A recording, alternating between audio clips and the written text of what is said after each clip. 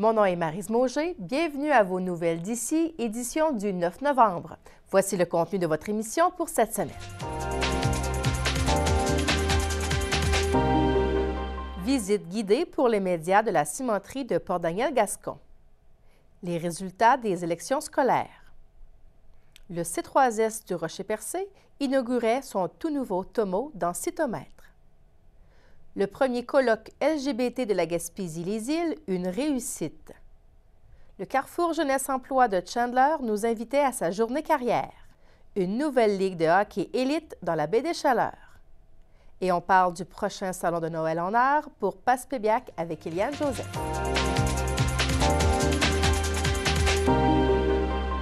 Ciment Mécanis conviait tous les médias à une visite guidée de son chantier de construction. Le PDG, M. Christian Gagnon, était très fier de nous donner l'accès.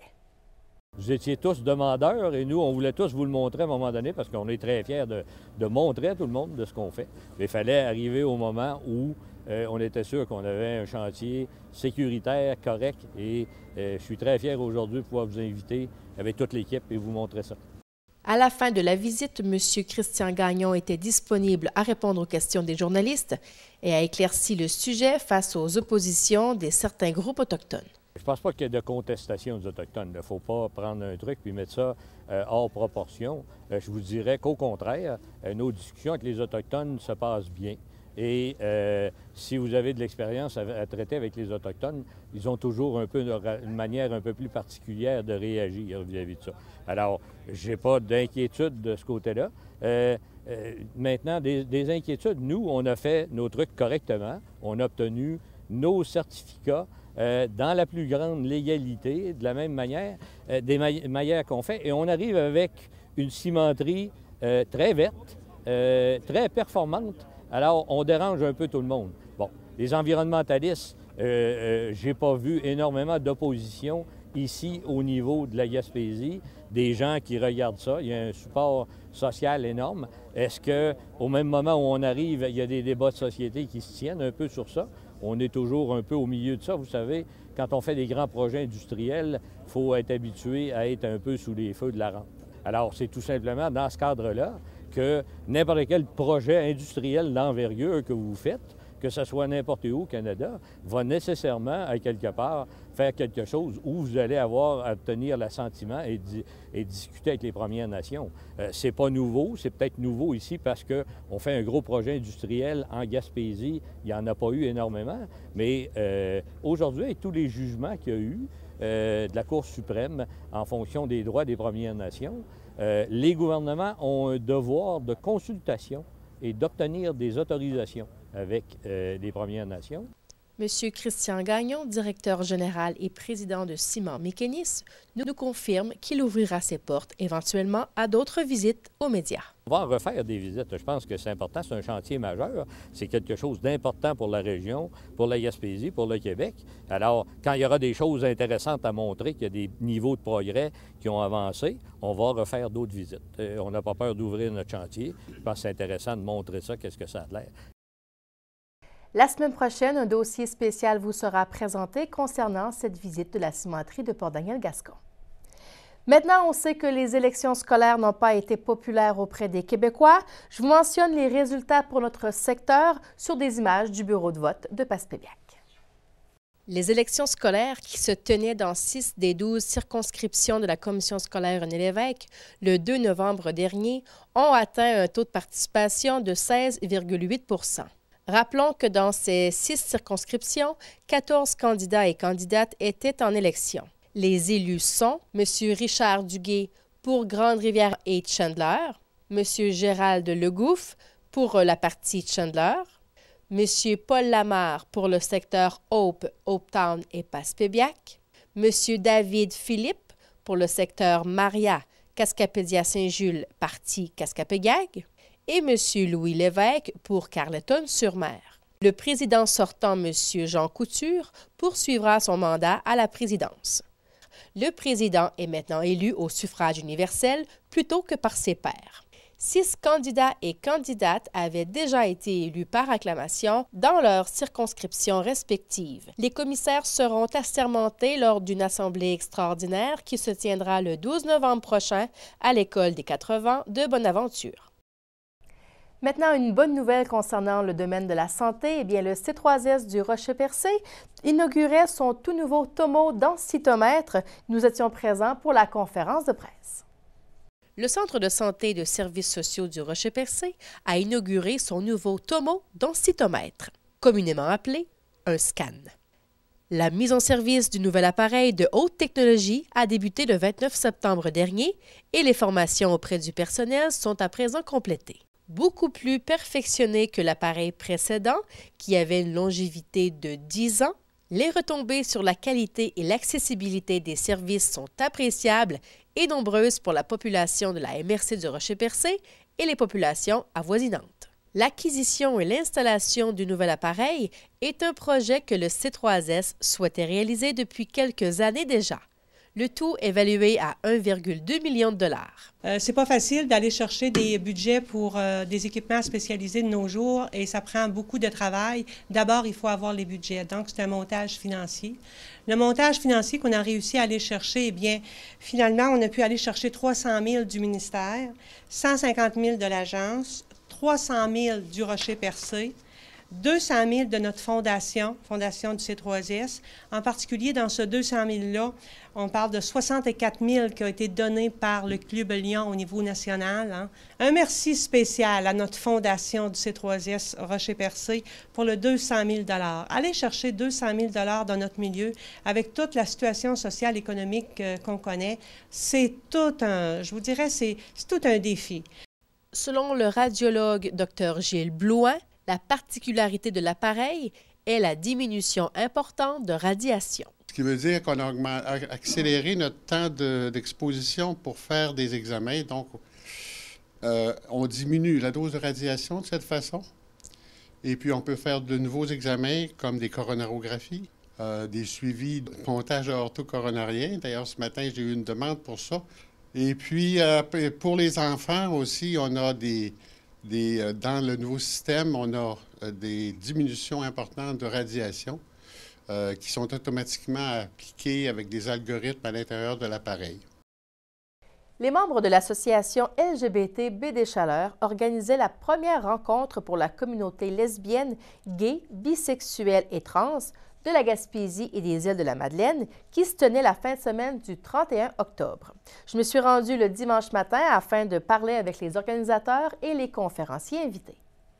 Le premier colloque LGBT avait lieu à la fin octobre dans la région de Chandler. L'objectif premier était de permettre aux membres et à la communauté de briser l'isolement et de prendre connaissance des ressources communautaires à leur portée. Selon Hélène Morin et Brian Carey, organisateurs de l'événement, l'objectif a été atteint. Une fin de semaine intense, oui. Très intense. On a accueilli pas loin de 80 personnes. On n'a pas encore le décompte officiel, on n'a pas pris le temps de le faire.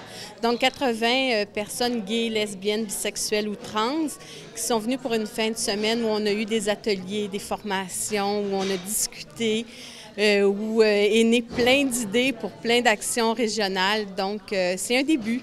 Je pense qu'on a dépassé l'objectif. L'objectif premier, c'était vraiment de briser l'isolement des personnes LGBT en région. On a réussi à avoir une délégation de chacune des 5 régions, incluant les Îles-de-la-Madeleine. Représentation au niveau des groupes d'âge, ça allait de 18 ou 19 jusqu'à 69 ans au moins. Et il y a eu une interaction extraordinaire. Oui, l'objectif atteint et les sous-objectifs de peut-être créer des associations locales, c'est-à-dire dans les autres MRC que MRC Avignon et Bonaventure, je pense que le noyau, ça va prendre, ça va germer. Pour l'occasion, plusieurs activités étaient offertes, dont des ateliers avec conférenciers et animateurs LGBT, dont M. Bill Ryan, professeur adjoint à l'Université McGill en travail social. Bien, en fait, ça fait à peu près 10 ans que je me promène en Gaspésie, les Îles-de-la-Madeleine, pour des formations concernant l'orientation sexuelle et pour apporter du soutien aux groupes communautaires qui naissaient ici. Et donc, c'est vraiment le fun de voir maintenant que ce n'est pas juste des endroits isolés où il y a quelques personnes qui se réunissent, mais il y a un mouvement dans la région qui va faire de sorte que ça va durer plus longtemps et ça va pouvoir rejoindre plus de monde. Et même pour des gens qui ne se sont pas présentés, le fait que ça a eu lieu est un signe d'espoir pour le changement et pour l'égalité des personnes LGBT dans la région de Gaspésie, les îles de la Madeleine. Une autre conférencière était sur place, dont Mme Mona Greenbone, directrice d'un organisme pour les familles homoparentales. Mais mon rôle était de donner quelques ateliers sur la question de l'homoparentalité et la transparentalité. Donc, comment fonder une famille si on est LGBT, qu'est-ce qu'est l'expérience de nos enfants, c'est quoi l'encadrement juridique autour de nos familles aussi. Donc, et puis aussi de rencontrer les familles. En fait, on a eu plusieurs familles au colloque qui étaient déjà membres de notre organisme, mais que j'ai jamais rencontrées en personne. Donc ça, c'était le fun aussi. En somme, ce premier colloque aura permis de briser l'isolement pour certaines personnes. C'est sûr qu'il ne faut pas nier qu'il y a encore des gens qui sont isolés, il y a encore des gens qui vivent des situations d'homophobie, mais je pense que le fait qu'on se réunisse comme ça, qu'on en parle, qu'on puisse dire que pour certains, c'est plus difficile de voir pourquoi c'est plus difficile pour eux ou pour elles, ça aide. Ça nous permet de faire un portrait de la situation, de voir s'il y a des situations d'intimidation. Puis après ça, ça va nous permettre d'agir, de voir ensemble qu'est-ce qu'on peut faire. Fait que oui, il y a plein de gens qui vivent de façon ouverte, mais il ne faut pas oublier qu'il y en a plein d'autres qui vivent renfermés dans le placard, comme on dit, donc qui ne sont pas visibles et qui ont peur de dire leur orientation sexuelle. Ce qu'il faut mentionner, la réponse positive aussi, soit d'organismes qui ont subventionné une partie du colloque, c'est-à-dire l'Agence de la santé et des services sociaux de la Gaspésie-les-Îles. On a eu l'appui de notre député fédéral, du député de Bonaventure. C'était le tout premier colloque LGBT Gaspésie-les-Îles, initié par l'Association des gays et lesbiennes de la Baie des Chaleurs, sous le thème « On est 10 000, soyez au rendez-vous ». Maintenant, le Carrefour Jeunesse Emploi de Chandler invitait Télévague à assister à sa deuxième journée carrière. J'étais sur les lieux, voici ce que j'ai préparé pour vous. Jeudi, le 6 novembre, le Carrefour Jeunesse Emploi de Chandler organisait leur deuxième journée carrière. Cette journée était offerte à plus de 45 jeunes de la MRC du Rocher-Percé, provenant des centres d'éducation aux adultes et du Carrefour Jeunesse Emploi. Cette deuxième édition fut plus positive que l'année précédente, nous mentionne Marie-Ève Duguay, conseillère jeunesse. L'année passée, on l'avait fait au sein du Carrefour Jeunesse Emploi auprès d'une vingtaine de jeunes. Fait que là, cette année, on a fait une grosse augmentation, puis ça a bien répondu.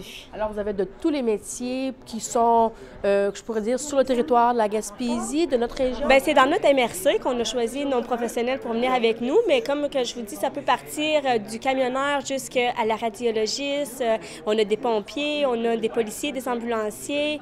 On a vraiment un inventaire au niveau emploi là, qui est très élargi. Là. Okay. Et puis aussi, ça encourage peut-être à faire la formation ici, en Gaspésie, dans notre région? Oui, bien, je croirais que oui, parce qu'on en a beaucoup au niveau de la formation professionnelle aussi, comme en coiffure. On a soins infirmiers qui se donnent à Gaspé aussi, qu'on peut faire même au sein du C3S. On a des cours qui se donnent vraiment en région, dans notre MRC. Par contre, c'est sûr qu'il y en a qui se donnent à l'extérieur aussi, mais au point de vue emploi, embauche par la suite, ça peut très bien faire en sorte que les jeunes reviennent en région. Est-ce que vous avez choisi les corps de métier présentés par la demande des jeunes ou c'est vous qui avez sélectionné? Non, c'est vraiment au sein de nos jeunes, c'est eux qui ont choisi qu'est-ce qu'ils voulaient. Par la suite, c'est nous qui avons communiqué avec les professionnels afin de savoir s'ils voulaient venir leur présenter leur métier, leur expérience, la formation qu'ils avaient pour faire en sorte que les besoins de nos jeunes sont répondus. Là. Pour la participante Jessica Lantin-Saint-Pierre, cette journée sera très bénéfique pour faire son choix de carrière. Depuis que je suis jeune, je me cherche, dans le fond, qu'est-ce que je voulais faire. J'ai effectué un retour au travail, aux études, ça fait environ 1 an et demi, 2 ans. Puis là, j'hésitais entre soit la soudure ou charpenterie-menuiserie. Fait que là, j'ai venu observer lequel des deux. Mais là, je me rends compte que je suis comme mêlée un petit peu, j'aime les deux. Puis j'ai appris que, dans le fond, les deux métiers, ils comportent des risques puis tout ça, ça bouge beaucoup, mais... C'est ça. Il va falloir que pour être éclairée, il va falloir que je vais faire étudiante d'un jour. Là. Malgré les annonces de coupures faites par le gouvernement, le Carrefour Jeunesse Emploi de la MRC du Rocher-Percé continuera d'offrir ses services, du moins pour le moment. C'est sûr et certain qu'au sein du Carrefour Jeunesse Emploi, il faut qu'on vit au jour le jour, on continue à faire nos activités, tout ça. On ne peut pas passer sous le silence, comme tu dis, par rapport aux coupures qui vont venir éventuellement. Pour nous, au sein du Carrefour, il n'y a pas de coupures qui sont annoncées pour la prochaine année. C'est une restructuration. La restructuration en tant que telle, on ne connaît pas qu'est-ce qui va nous arriver.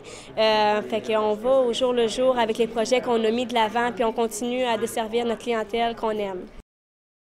Passons maintenant à la chronique policière. Allons rejoindre l'agent Daniel Huard.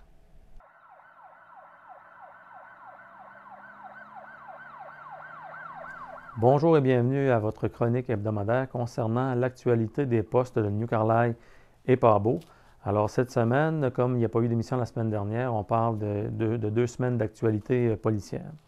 Donc sans plus tarder, au niveau de New Carlisle, on parle de 17 collisions matérielles uniquement. Et de ces 17 collisions matérielles, on parle de 10 collisions survenues avec Serre de Virginie. Alors, 8 collisions à Bonaventure, 6 à Passepébiac. Et pour les municipalités de Hopetown, Chigawak et New Carlisle, 1 collision par municipalité. Nous avons eu 2 dossiers de collisions avec blessés, dont une impliquant un cycliste et un véhicule. Donc, un dossier ouvert à Bonaventure. Et pour l'autre dossier, on parle d'un dossier ouvert à Passepébiac. Et bilan positif au niveau des conduites, capacité affaiblie, donc aucun dossier n'a été répertorié. Nous avons procédé à l'exécution de 2 mandats d'arrestation, un à New Carlisle et l'autre à Saint-Elzéar. Nous avons eu un dossier de chicane de famille, dossier ouvert à Passepébiac sans accusation criminelle. Nous avons eu un dossier à Bonaventure maintenant d'appel harassant. Méfaits, moins de 5 000 survenus sur véhicule. On parle d'un dossier à Hope et un à Bonaventure. On parle maintenant à New Carlisle d'un dossier de proférer des menaces et voies de fait. Un vol d'armes à feu est survenu dans une résidence privée à New Carlisle. On parle d'un vol de remorque, c'est survenu au lac Arsenault, donc sur des territoires à l'arrière de Passepébiac. On parle également d'un vol de VTT survenu à Passepébiac. Et à Bonaventure, un bris de sursis, bris de probation et un dossier qui incluait cruauté envers les animaux, donc dossier ouvert à Bonaventure. Pour ce qui est de Pabot maintenant, au niveau des collisions matérielles uniquement, on parle de 14 dossiers répertoriés. On parle de 2 dossiers ouverts à Gascon, 2 à Newport. Nous avons 2 dossiers à Grande-Rivière, 1 à Cap-d'Espoir, 5 survenus à Chandler, 2 à Percé et 2 à Pabot. Nous avons 4 dossiers maintenant de collision avec blessés. Donc, un dossier à Saint-Georges, un dossier à L'Anse-à-Beaufils, un à Grande-Rivière et un à Chandler. Nous avons 3 dossiers maintenant de conduite capacité affaiblie enregistrés. Donc, un dossier survenu à Chandler, un dossier à Port-Daniel et un dossier maintenant à Pabot, dans lequel il y a eu collision matérielle et un bris de probation également qui a été fait dans ce dossier-là. Nous avons eu à Cap-d'Espoir un dossier d'appel harassant. L'heure informatique concernant des enfants, donc dossier ouvert à Cap-d'Espoir. Nous avons un dossier d'intimidation et de proférer des menaces qui a été rapporté au poste de Pabot, mais qui est survenu à Pointe-à-la-Croix. Nous avons un méfait dans une résidence privée de moins de 5 000 $. Donc, on parle de 3 méfaits, Donc, un survenu à Percé et 2 à Chandler. Nous avons un dossier de voies de fait, harcèlement criminel et proférer des menaces. Et ce dossier est ouvert à Chandler. Et concernant maintenant un dossier de voies de fait, harcèlement criminel, bris de probation et bris d'engagement, donc au dossier également ouvert à Chandler. Au niveau des voies de fait simples, nous avons 4 dossiers qui ont été ouverts à Chandler. Nous avons un dossier qui a été ouvert à Grande-Rivière concernant la loi sur les impôts et les boissons alcoolisées. Nous avons une possession de cannabis et avec un bris de sursis, dossier ouvert à Chandler. 2 méfaits sont survenus sur véhicule. On parle dans les 2 cas de dossier ouvert à Pabot Mills. Nous avons un vol plus une fraude qui est survenue à Pabot Mills également. Et nous avons procédé à l'exécution de 1 mandat d'arrestation, dossier ouvert à Pabot. Et entrave au travail policier, dossier ouvert à Chandler. Pour compléter, on parle d'un dossier de tabac de contrebande, dossier ouvert à Chandler. un vol plus de 5 000 est survenu à Port-Daniel et une fraude par chèque moins de 5 000 est survenue à Pabot. Alors, sans plus, ça fait le tour de l'actualité policière. N'oubliez pas la date du 15 décembre, très important pour l'obligation de posséder vos pneus à neige. Alors, sans quoi il peut y avoir des infractions. Il va y avoir des vérifications qui vont être effectuées dans ces périodes-là par la Sûreté du Québec. Être prudent sur les routes concernant aussi les premières neiges. Donc, on peut remarquer des collisions. Soyez prudent, réduisez la vitesse et augmentez la distance de suivi d'un autre véhicule, très, très important, et de vérifier la météo avant de s'aventurer sur de longs trajets. Donc, sur ce, je vous souhaite une bonne semaine et à la semaine prochaine. Poursuivons avec une nouvelle ligue de hockey de niveau élite qui a vu le jour dans la baie des Chaleurs. Alors, le premier match avait lieu samedi le 1er novembre dernier entre deux équipes à Passepébiac. Pour en parler, allons rejoindre le délégué aux communications, M. Marc Loisel. Avec le départ de la Ligue senior 2A, on s'appellera à l'époque des Huskies de Passepébiac, du Gaillard de Chandler et ainsi de suite. À partir des coûts étaient très élevés à ce niveau-là, le hockey était absent pendant quelques années dans la région.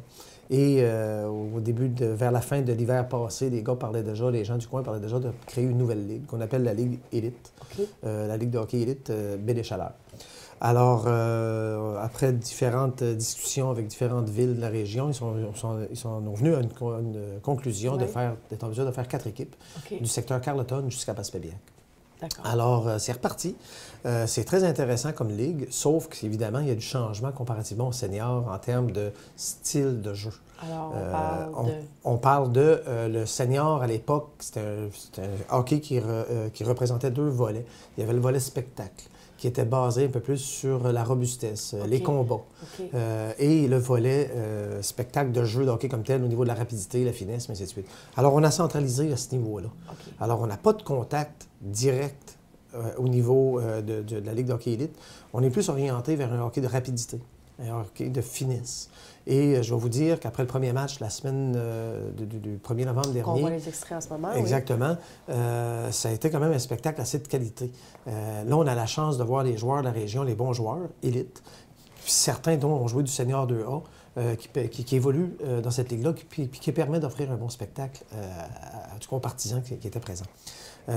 On a eu un petit peu de difficulté au début à savoir comment le public prendrait ça, habitué à une formule, contact. Sauf qu'il y a plusieurs éléments, puis je pense que c'est une question de culture.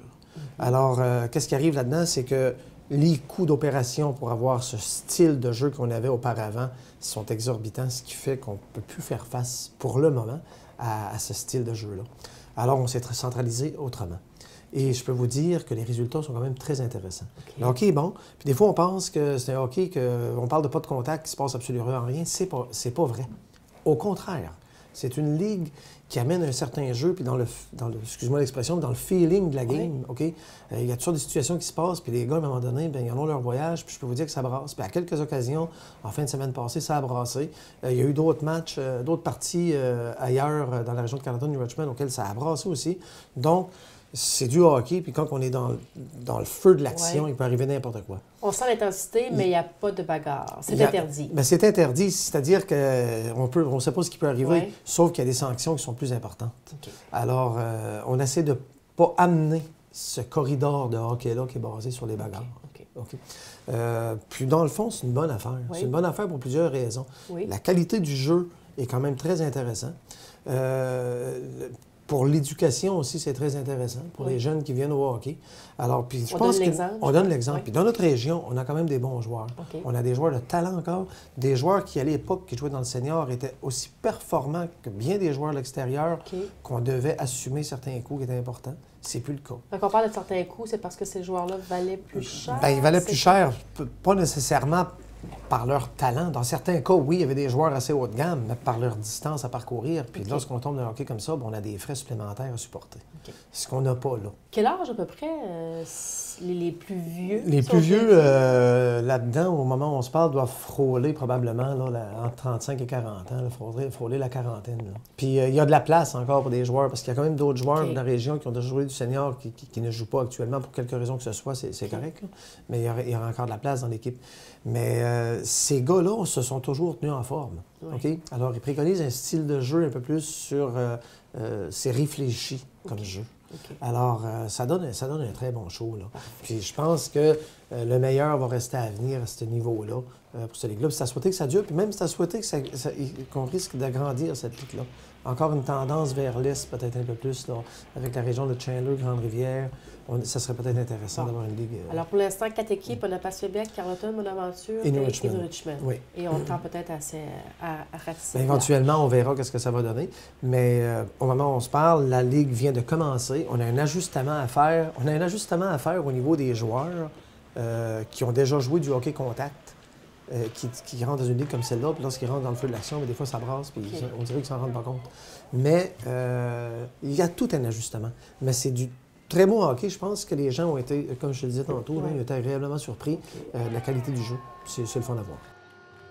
Qui dit Noël dit Salon en art de la ville de Passepébiac. Pour en parler, allons rejoindre Eliane Joseph. Alors, bonjour Eliane. Salut Maryse. On parle aujourd'hui du 12e Salon en art à Passepébiac qui s'en vient bientôt. Oui. Le Salon Noël en Or, c'est ça va se passer les 15 et 16 novembre. C'est samedi et dimanche de 10h à 17h. Donc, c'est notre 12e édition. Alors, nous en sommes vraiment super fiers.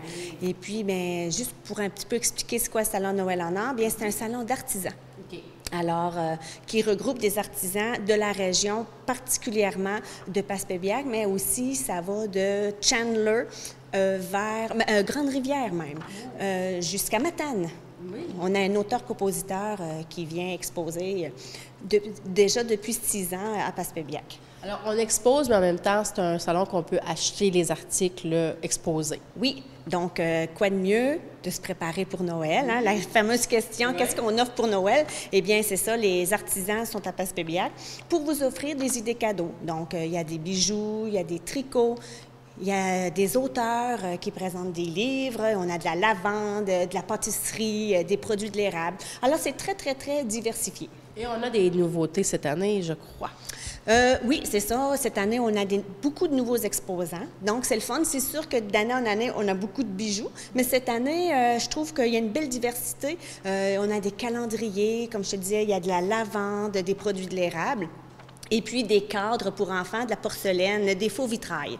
Donc, comme je te dis, c'est vraiment diversifié. Alors, c'est le temps de venir faire un tour pour préparer déjà nos cadeaux de Noël, parce que ça approche là, quand même très vite. Ah, ça approche très vite. Et puis, le Salon Noël en Or de Passepébiac, bien, c'est le premier salon qui ouvre la saison des salons de Noël. Okay. Donc, on invite la population. Donc, ils vont avoir un très beau choix, puisque c'est le premier salon. Alors, on arrive très tôt. On rappelle les jours et les heures, Eliane? Donc, c'est les 15 et 16 novembre. Les heures d'ouverture sont de 10h à 17h les 2 jours. Et si je puis peut-être spécifier, on a un service de restauration également les 2 jours.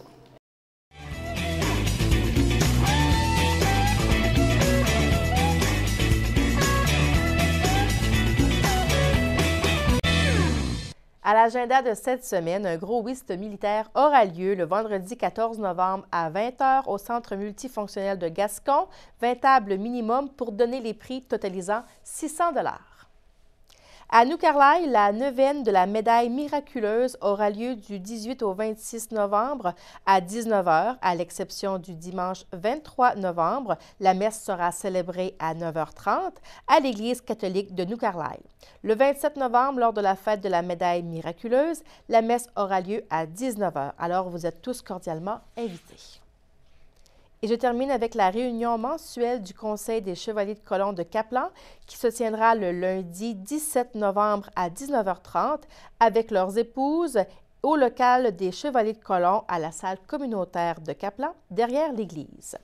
Alors voilà, ceci complète l'édition de vos nouvelles d'ici pour cette semaine. Merci beaucoup d'avoir été avec nous. On se donne rendez-vous la semaine prochaine.